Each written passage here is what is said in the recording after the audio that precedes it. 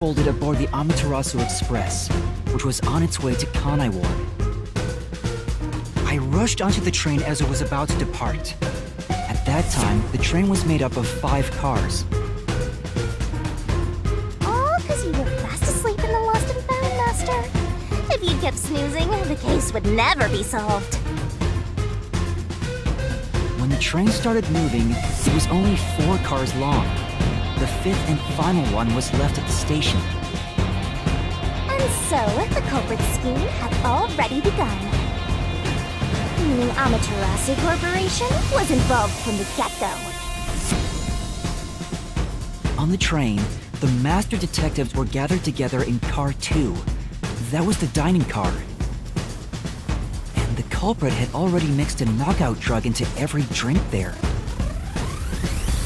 The culprit was the first person on the train, so they could prepare in advance and wait for everybody else. I felt unwell, and Melanie went to the trouble of pouring me a coffee. But after drinking it, I started to feel drowsy. I was hearing things at the time and thought that I might be seriously ill, but it was actually the drug. Oh, so you thought yours truly was responsible? Sticks and stones won't do much to a good guy, but slander stings!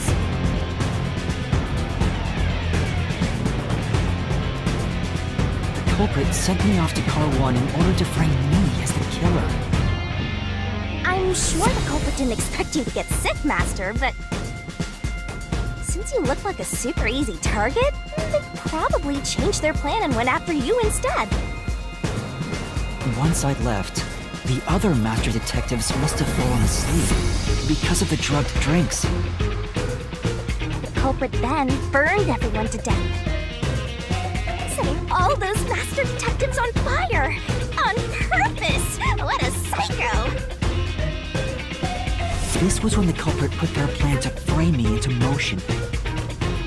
First, they carried Aphex's charred corpse to the infirmary in Car 1. The very first body we found. Then, they deliberately left a fire extinguisher near the restroom I was sleeping in. This was done to prompt me into smashing the door later. Gotta have someone get inside somehow, or else nobody would find the body.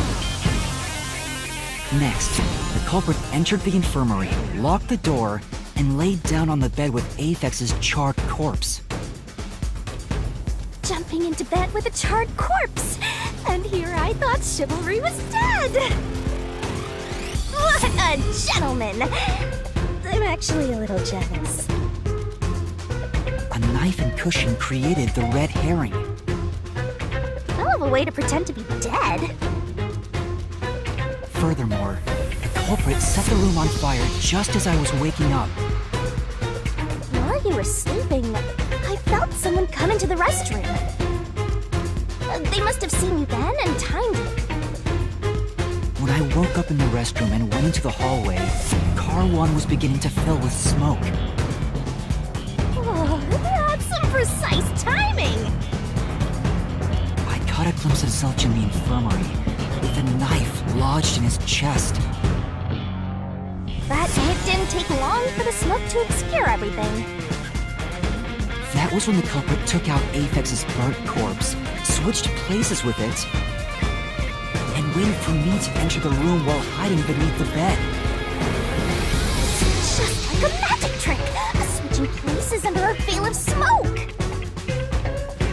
Meanwhile, I found the fire extinguisher on the floor, smashed the window,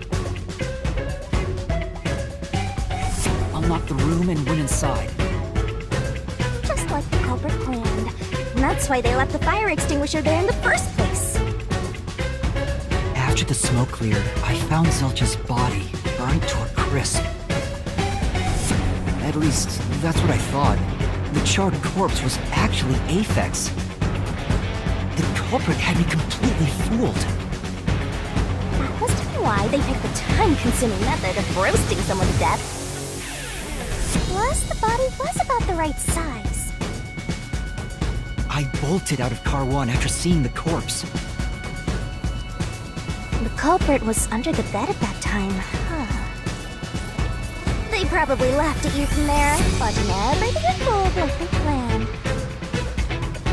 I went on to discover the charred corpses of the other master detectives.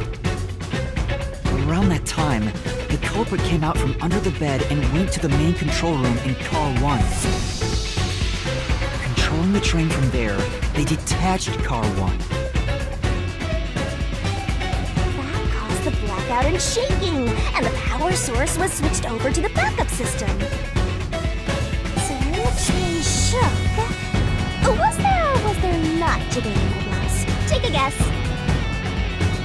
While the detached Car 1 was running on a separate track, the culprit went to work, preparing to disguise Car 1 as Car 5. What about the jiggling? First, Apex's corpse was carried to the corridor, and the necklace removed earlier was placed back on. Then the Car 1 number plate was burned so that it couldn't be properly identified.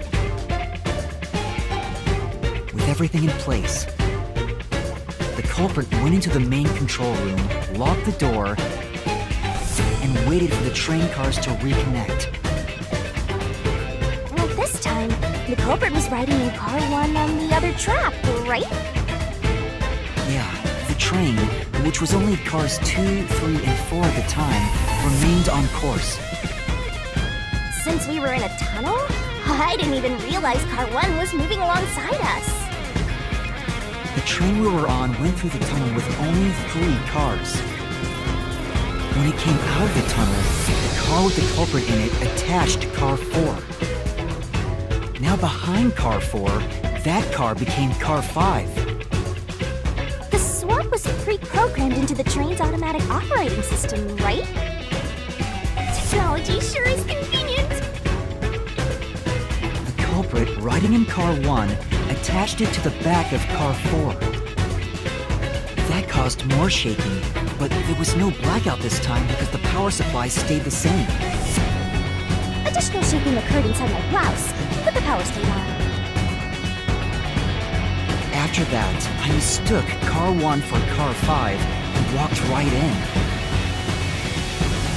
The culprit wrecked it so much I didn't even notice the door I had smashed when I was in Car 1 before. I figured there'd been some kind of brawl. But that was part of the culprit's plan, wasn't it? Also, no one would realize it was actually Car 1. When I found the corpse, I deduced that it was Aphex from the necklace it had on. But I was just rediscovering the same charred corpse from Car 1. The disguised corpse and the car switch completely fooled me. Using a dead body? Oh, this is a despairingly brilliant idea! When the train arrived in Conivore, it connected to a different, prearranged Car 1. And with that, the train once again had 5 cars. So much attaching and detaching. What a stupid, crazy, elaborate trick!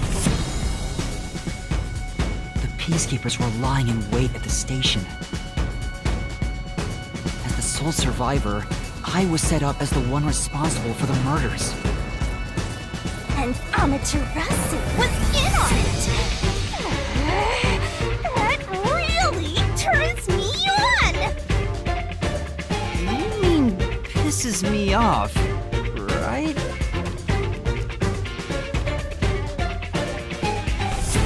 During that time, the culprit stayed hidden in the main control room of the disguised Car 1. And waited for the peacekeepers to haul you in, Master.